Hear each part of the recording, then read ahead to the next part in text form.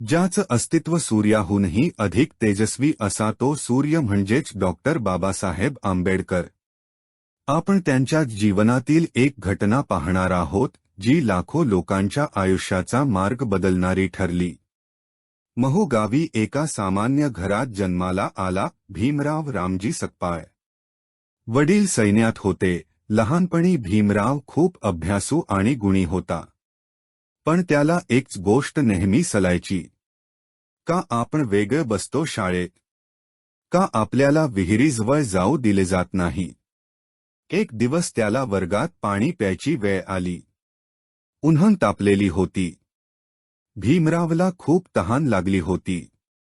पाणी प्यायचं म्हणत तो शाळेच्या विहिरीजवळ गेला। तेव्हा एक ब्राह्मण शिक्षक ओरडले, थांब, तू त्या विहिरीजवळ जाऊ शकत नाहीस, तू महार आहेस। भीमराव थांबला। त्याला कळलं, त्याला तहान भागवायची परवानगी नव्हती, कारण फक्त तो अस्पृश्य होता। एका लहानशा मुलासाठी हा अपमान फार मोठा होता।